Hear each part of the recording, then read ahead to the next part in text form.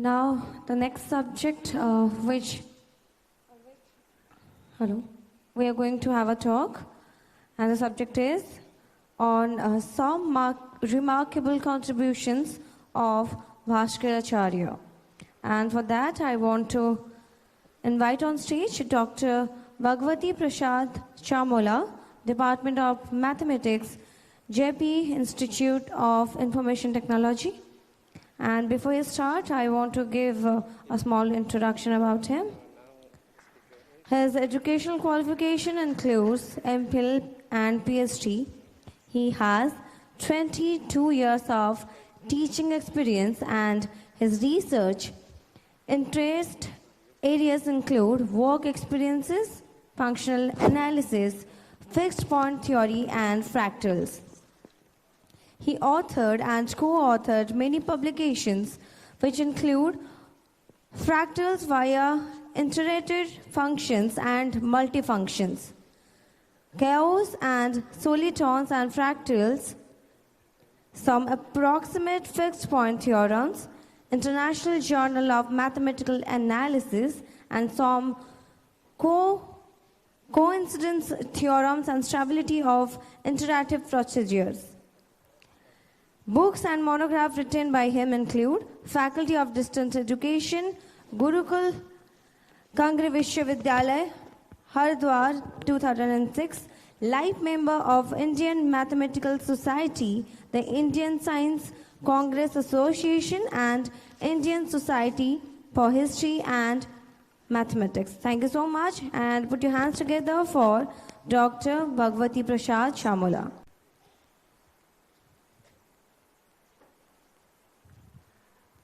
Thank you for the nice introduction. I first of all thank the organizers for giving me this great opportunity to be here in this gathering of spiritual vibrations, the scintillating vibrations of spirituality and mathematics. I really thank the organizers for this opportunity. First of all, I offer my salutations, and I quote from the Holy Bhagavad Gita, Aham Atma Guda Kesho Sarva Bhutas Chaistita Aham Adhischa Madhyam Cha Bhutanamant Evucha. I salute the omnipotent, omnipresent, the Almighty Lord Jagannath. It's really, after my presentation is after Professor Kanan's presentation. What Professor Kanan has presented, that is a superset, and what I am presenting, that is a subset of that. But I will be focused on the work of Bhaskaracharya. In fact, in this small time duration, it is not possible to present the 1500 verses which he has composed in his famous Siddhanta ceremony. But I will try my level best to give some glances of that. I start with a brief development of Indian mathematics, starting from the earliest period to the period of Bhaskaracharya.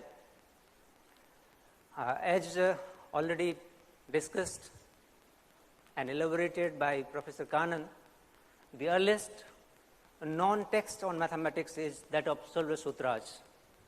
Bodhayana, Apastamba, Katayana, and many peers of our ancient tradition have given sutras, formulas, methods for constructing Vedis, altars, for performing rituals by means of rope, rajju, and shanku, that is. And they have illustrated their geometrical principles for construction of that. The astronomical Siddhantas are from this period.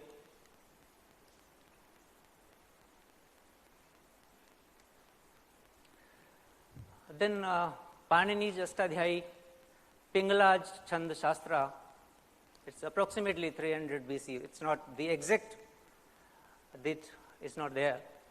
And the development of binary representation and prosody, as mentioned by Professor Kanan, mathematical ideas of Buddhist and Jaina text, the notion of zero and decimal place value, the Aryabhatiya of Aryabhat, and in that, by that time, the standard procedures in arithmetic, algebra, geometry, and trigonometry are perfected to a large extent. Further, Barahamihara, Panch Siddhantika, and Brihat Samhita are great compositions. Bhaskara first, his Arya Bhattiya Bhashya, and Mahabhaskariya and Lagu Bhaskariya are his great compositions. Then Brahmagupta, the famous Brahma Sput Siddhant, which originated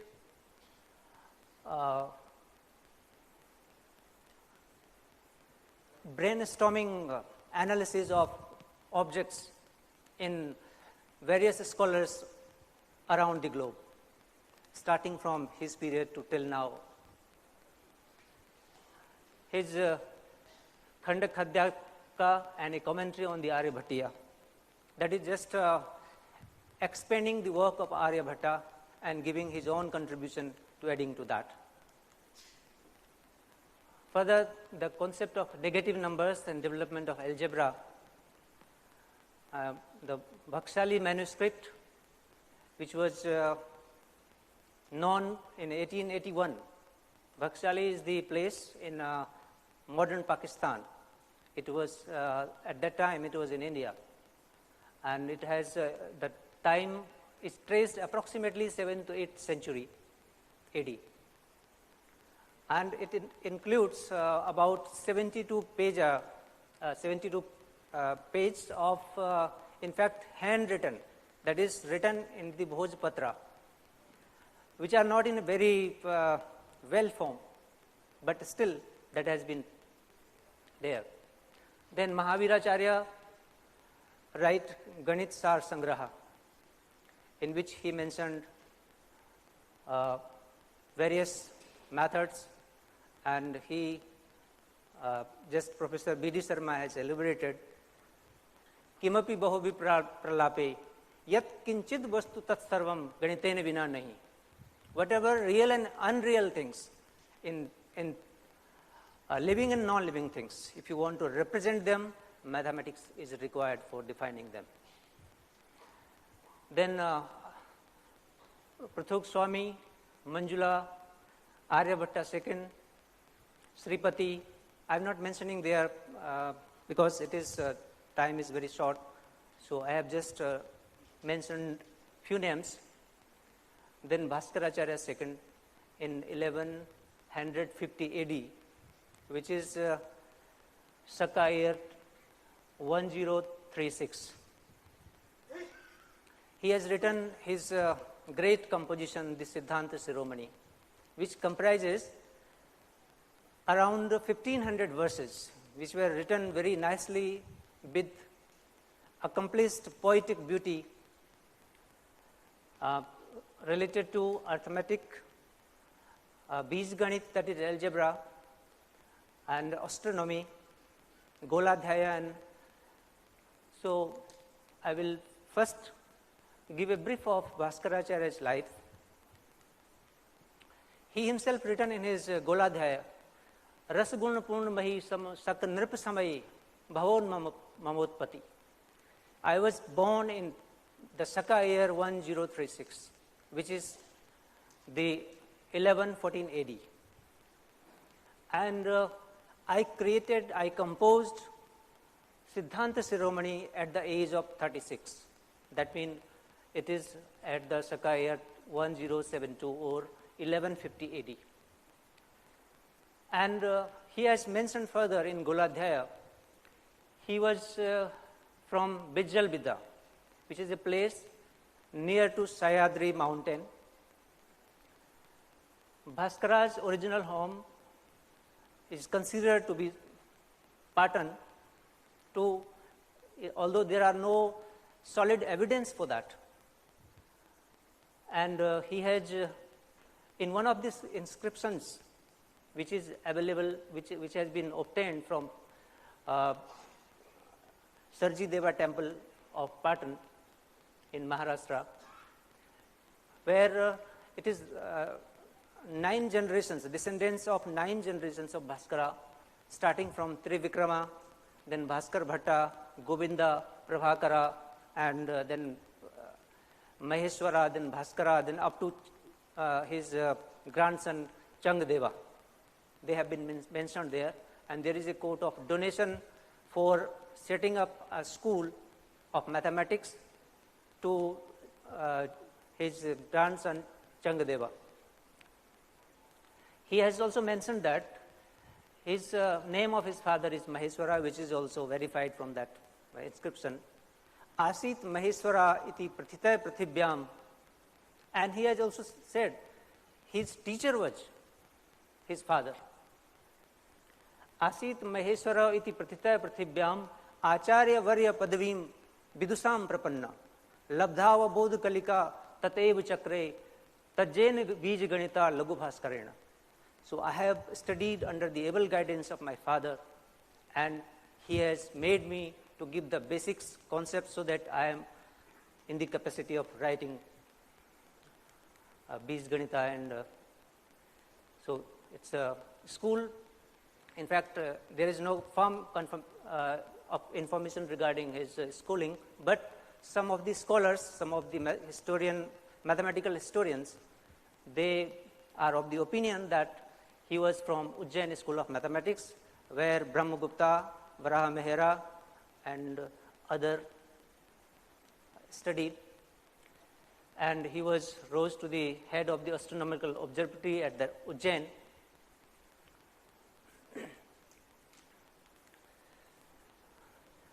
Siddhant Shiromani, basically, it is divided into 4 parts. In fact, we can consider these as 4 separate books. Lilavati, which is basically Party Ganita, which is based on arithmetic. I will be more focusing on that. Bij Ganita, which gives details regarding algebra. Goladhyaya is for spherical trigonometry and that astronomical formulations. Graha Ganita is about planetary motions. Further, he has written Karan Kautulha, which is in fact the extension of some of his astronomical work, and Sarvato Bhadra Yantra, and some other books. Unfortunately, some of his work is not there, but just historically it is mentioned, the note of them. So I start with Bhaskaracharya, that the first part of Siddhanta Shiromani, which he has, that is Lilavati. He started with the invocation to Lord Ganesha. Pritim bhakt janasya yo janete vignam vinignanan smritaste brindarak brind bandit padam natva matangananam. Patim sadganitasya vachmi chatura priti pradam prasputam sanchiptakshar komalamal pader lalitya lilavatim. Sanchiptakshar komalamal pader lalitya lilavatim. This is the beauty of his creation of Lilavati. He has written full of lalitya, he has used alankaraj. He has used his mind and brain to the best possible way. He is a great poet and unparalleled mathematician. That is shown in his, this, which is recorded by many commentators and historians. So he first started his, this is the first stanza of his Lilavati, offering prayer to Lord Ganesha.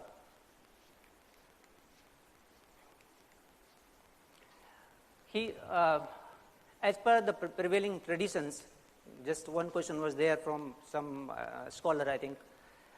The tradition was to write, to give the formulae or mathematical knowledge in the form of verses, particularly Sanskrit verses. reason might be that at that time there were no printing facilities or anything that can be recorded, the handwritten parts. Even Bhojpatraj came later. And so it was the easiest way to write a formula or a method or an algorithm or a problem in a least possible way so that it can be memorized. And by memory, it can be transmitted to the next generation. And in this way, the knowledge of the great knowledge relating to mathematics, philosophy, and that has been transmitted through this verse form. And even the tradition was not, the proofs were not included. Theorems were given, but their proofs were not given. Propositions and just a series of rules were described, and these procedures, these methods, they have been named in various literature in Vidhi, Kriya or Prakriya, and they are formulated in the form of Karakas and Sutras. The main content of Leelavati describes number theory, arithmetic, plane and solid geometry, mensuration, combinatorics, and Kuttak method for solving indeterminate equations. It contains around 279 verses, starting with the basics required for beginners. In fact, it is not an easy task to write a mathematics subject which is considered to be a difficult one in verse form, and with the ability of infusing the poetic beauty into it. And that was done by Bhaskaracharya in a very magnificent way. And addition, subtraction, multiplication, divisions, he has mentioned in the form of sutras, slokas, bharsas, which can be easily memorized. Solution of quadratic equations and squaring roots, cube root, cubing methods are there. I am not mentioning those all methods here. Operations with zero, mixture problem, progressions. He has in fact generalized some of the works of his predecessors and some contributions of his own.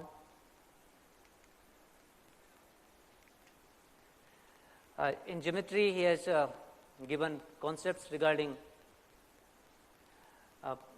triangle, polygons, circles, and excavation and contents of solids, shadow problems, sides of polygons inscribed in a circle, and constructions of different geometrical figures, cyclic quadrilaterals, how to then combinations and permutation, that is concatenations, pulverizations. A number of commentaries has been written on the work of Leelavati. I am mentioning very few. Parmeshwara wrote around 1430. Buddhi Vilasini of Ganesha. Suryadas and Munishwara wrote in 1635. And many results which were given in verse form without proof. Some of them have been proved by these commentators. Further, it has been adopted in different regions, in different regional languages. Commentaries have been written. That shows its popularity. 3 Persian translations are also known. Abul Faidi, one of the member in the court of Akbar, at the instruction of Emperor Akbar, he has translated it in Persian, and he has also given a story which is a legend mentioning that Leelavati is the daughter of Bhaskaracharya, And since Bhaskaracharya was a great astrologer also, he has seen her horoscope and casted that she can get married only when a particular muhurta, lagna which we call, a special day and hour of that day, if that marriage ceremony is performed, then the marriage will be successful. And for that he has designed a water clock, a cup with a hole at the bottom is placed in a water vessel, and the moment the cup will sink, the auspicious time will be there. So everything was set. By curiosity, Leelavati just wanted to see, and unfortunately a pearl from her clothes fell into that, and that cup did not sink at that moment, and the lucky hour had passed.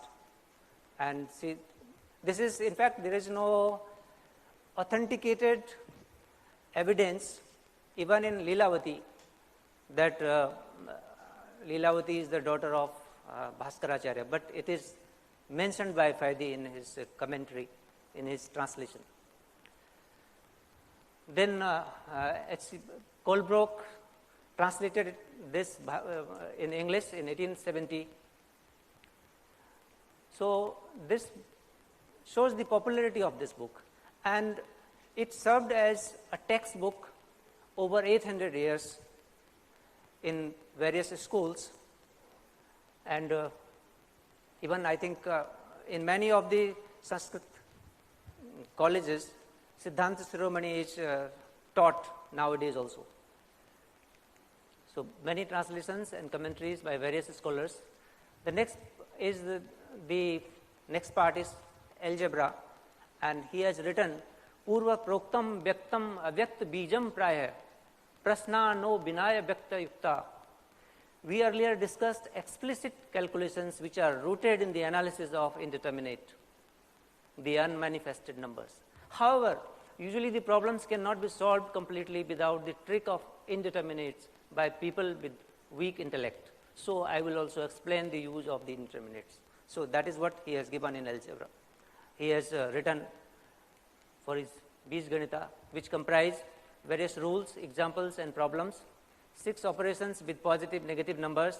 All are written in verse forms, so I am not mentioning all the verses. Few selected one I will be mentioning. Arithmetic of 0 and surds, the indeterminate equation of first order and second order, the Berg Prakriti, the square natured problems, that is, he has given one of his own method, and the previous Brahmagupta's method he has generalized, that is called cyclic or Chakrawal method. Navankura, these are the commentaries again. This was also been studied by various scholars, and commentaries has been given by elaboration of his work. The last 2 parts are dedicated to astronomy and studies about planetary motion and astronomy. Goladhyaya explains in detail the theoretical aspects of astronomy, gives latitude and longitudes of planets, how to determine. There are methods in the verse forms. Eclipse calculations, spherical trigonometry, and large number of instruments are given in that Yantra Adhyaya. So, in fact, this around I think 900 something verses are there in these 2 chapters. So, I have not focused on them. I specifically focused on the first 2 parts. Some formally methods, illustrated problems, which I feel I should give in the presentation. So this is the formula which we use regarding the type of number of permutations of n things, of which R1 are of one kind, R2 of another kind, and this is the formula first given by Bhaskaracharya only. see how he has, the problem is, Pasang kusahi damruk kapal shule, khadwag sakti sarchap yuktar bhuvanti, anyonya hast kalitay kati murti veda, sambho harer vi gadasir saroj sankhe. This is a question. Say, Lord Shiva holds 10 different weapons in his 10 hands. He is considered to be having 5 heads. These are this, in one hand, a trap, a goat, a snake, a drum, in this way. Find the number of different Shiva idols. This is a question of permutation. So this is, the answer will be 10 factorial. Next, similarly, solve problems of Vishnu idols. Vishnu is Chaturbhuj Swarup. And in his 4 hands, a mace, a disc, a lotus, and a conch. And how many idols can be there? That is 4 factorial. 4 factorial is coming out to be 24, and 24 avatara of Vishnu. So this is how he has given problems. He has related mathematics with nature, the objects of nature. He has used mountains, rivers, clouds, lotus, birds, animals, so that whoever is, even one who is not curious about mathematics, once he go through it, he can create interest in that. So that's why it has served as a textbook for 8 centuries. About 0, he has written, Badhato Vyat Khasyam, Kha is termed for 0, Kham Khen Ghate, mean a 0 results when a number is multiplied by 0. This is what he has given a rule, 0 plus 0 is 0, 0 into 0 is 0. And for infinity, he said, 1, he was the first one. It is recorded by some of the historians. I have given at the end the references. Any number, any non-zero number divided by 0 becomes khahara. That is infinity, which we call. So this is again the rules regarding 0. 0 plus 0 is 0. Its square is 0. Number divided by 0 becomes khahara, and multiplied 0 is 0. But this khaguna should not be paid attention to during remaining process. If you have a number x into 0 upon y into 0, it should not be paid attention to, mean it is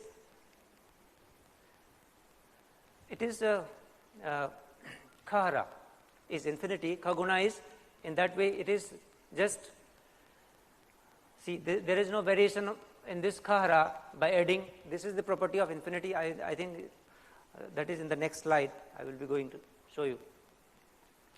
So instead, infinity plus finite is infinity.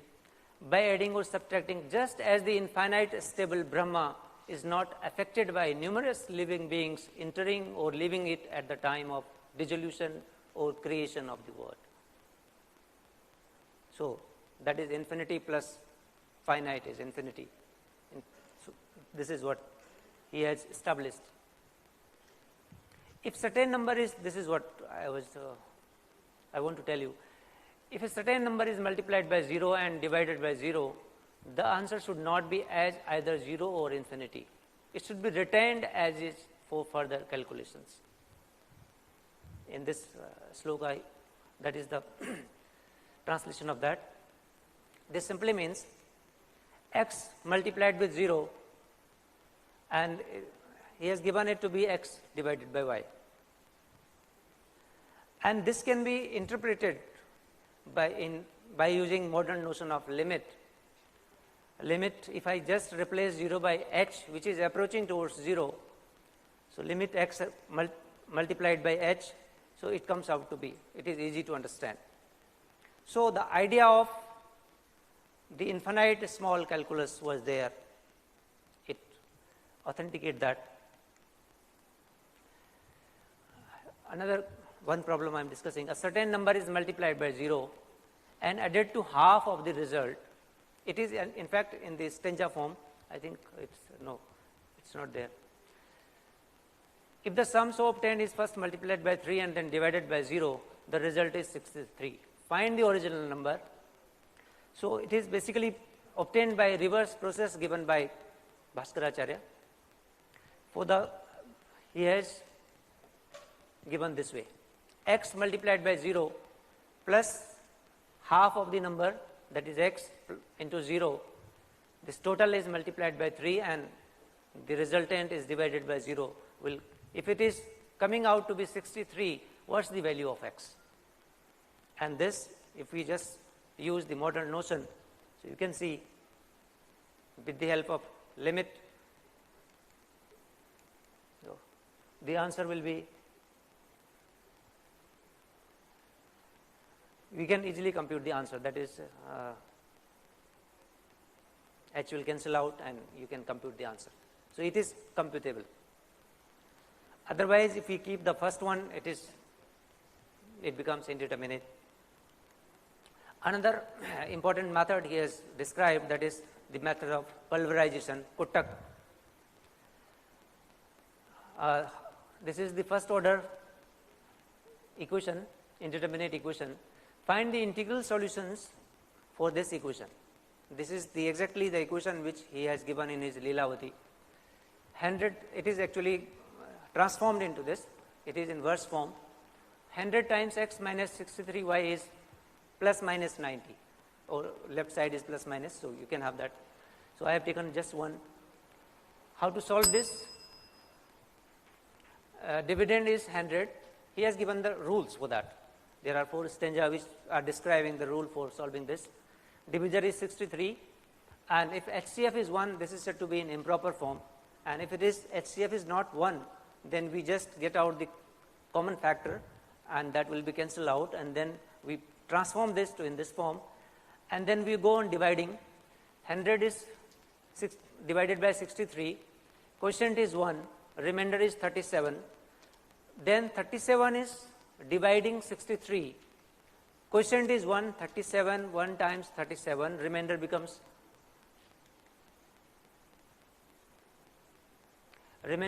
1, then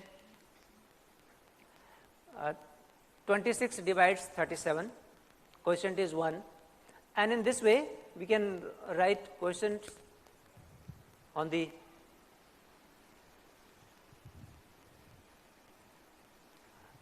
last column and the first one accordingly. 4 2 are 8 and 11 minus 8 is 3. 2 is the quotient and 3 is at the bottom of 11 is the remainder. So in this way, then we can create the table. Rule is given, the rules are given there for this, and at the end we get at the top, we just find 90 into 2 plus 90, that is the number coming below that, that becomes 270, can be expressed as 90 plus into 2 plus 90, then 630 is 270 times this plus this. So this is the way he has given, and finally 2630, and we find we divide it by that 100x. So dividing it by 100, the remainder is 30. So y is taken to be 30, and the next just preceding 2430, there was 1530, that is divided by 63, which is coefficient of y, and this ultimately satisfies the equation, and you get the infinite solution which are in the integral form. So this is how the method has been discussed. Further, he has elaborated a method for biquadratic equations at that time. This is the problem. Ko rasir dishwanti chunno rasi vargayuto hatay. Dvabhyam teno tino rasi vargoyuto bhavit. Ruponam badatam rasi vetsi vij kriyam yadi. So this can be transformed into this equation. This is the equation which has been written in the verse, and he has formulated, so making the use of perfect squares and then simplifying, the answer is 11. This is one well-known Pell's problem. In fact, this is the problem which has stormed the brains of various analysts. even I think this is a very historical problem, particularly the second one given in the B part, that was posed as a challenge by Fermat to Wallis and Brouwer, and even Lagrange, Euler and Lagrange have given a solution for that I will be. So Bhaskaracharya given a method for that. I am not mentioning the method here, and the solution is, the minimum possible solution is in 9 and 10 digits for the second problem. That is, you can see the last one, x is 1, 7, 6, 6. This is the minimum solution. The first solution, then the solution can be, this is the first term of the solution series in increasing order. This was a challenging problem by, which has posed a challenge as this to Brouwer and Wallis. And this Chakrawal method, it is mentioned, this method is mentioned in these verses of Bijganita. And Euler-Lagrange algorithm, they have given later a method for finding this, but it was found by some of the scholars that the method given by Bhaskaracharya for particularly that when multiplier is 61, that is computed in very few steps, and the method of Lagrange and Euler, that takes, because in their Chakrawal method many things have been excluded. So this is the notion of from Goladhyaya I have just mentioned. He obtained the Tatkalik Gati, the instantaneous velocity, which uses the modern differential calculus, which have been considered to be invented by Leibniz and Newton. So the difference of two sines is equal to the product of the elements of the radius and cosines of the semi-diameter. So you can just see sin x minus sin y, x and y are the anomalies of the planets at two different positions after certain interval of time. So delta sin x is almost this. So this is an idea of infinite small calculus. Yatra grahasya param phalam tat yatraiva gati phalam bhaven bhavitavyam. Where the motion of the planet is stationary, the value of the planet's motion is extremum.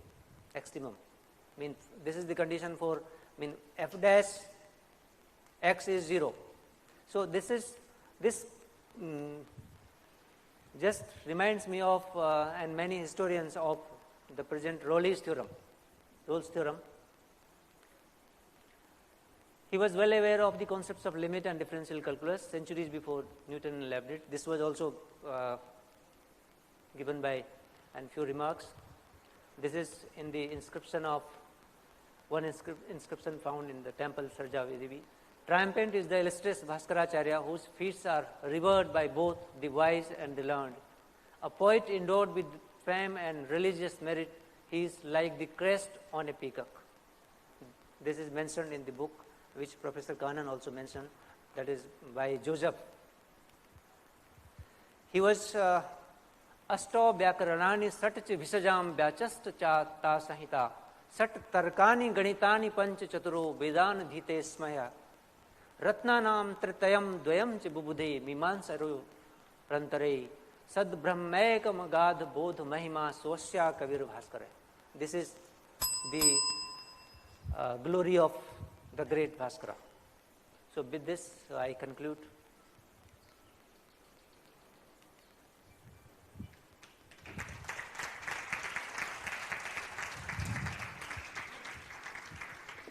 Thank you, Dr. Bhagwati. Can we take a couple of questions for Dr. Bhagwati, please? Yes. Thank you very much for this very nice talk. There's one thing that struck me, and that is that here you have mathematical texts which are written as poetry.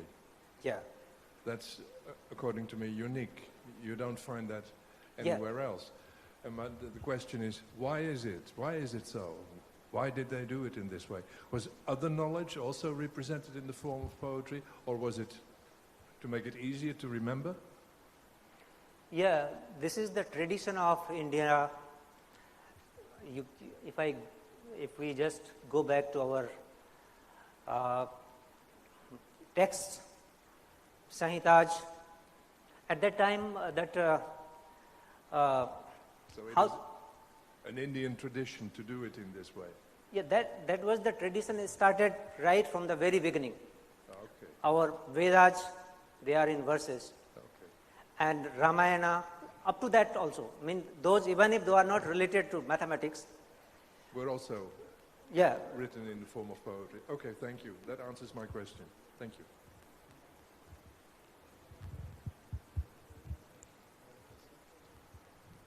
Any more questions left? Yeah. Why do you think that this knowledge is sidelined or not in mainstream, and we are rediscovering after it came to our classrooms? Any thoughts on that? Yeah, it's because first thing is the knowledge that our seers treasured, that was not recorded very well in the history of mathematics. The credit, whatever be the reasons, but these things have been, even in the many historians, these have written, they have assumed without any solid evidence, might be there is transference of knowledge from Babylonian mathematics or Greek mathematics to Indian. And the another thing is this, in fact, now our NCERT books, many of our NCERT which are written now, they are giving the details of Indian mathematicians, their contributions. Even that Bodhayan Apastambha Prameya is there written in that NCERT text of our schools.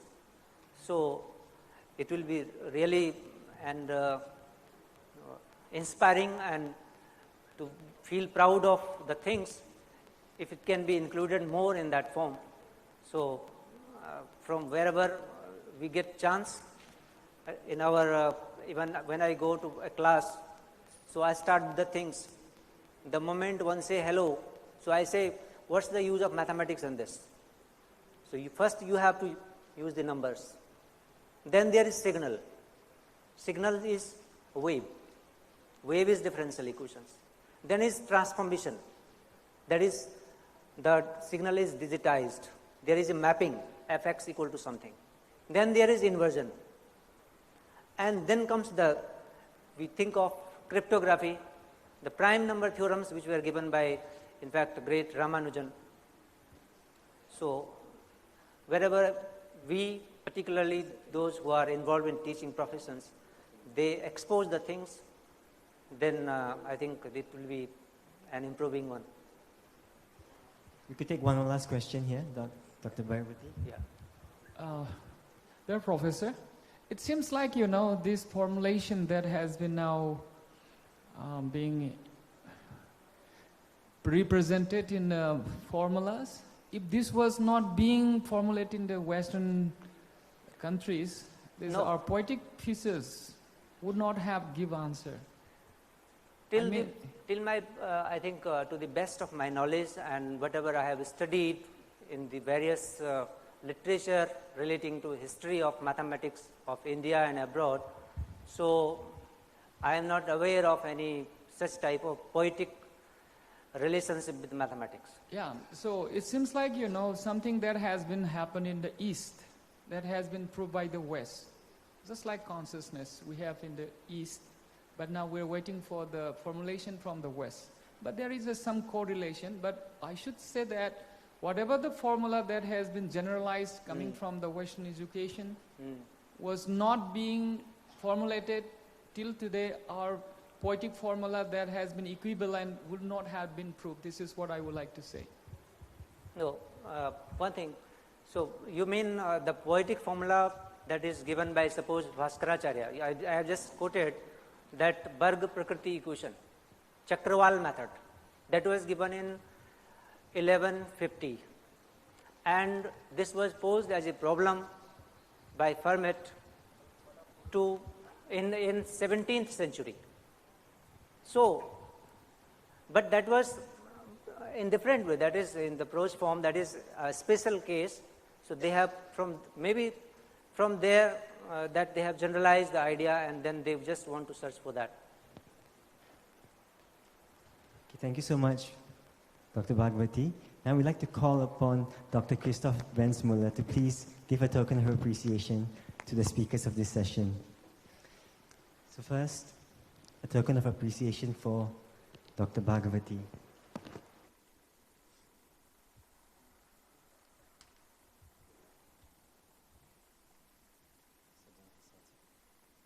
Round of applause.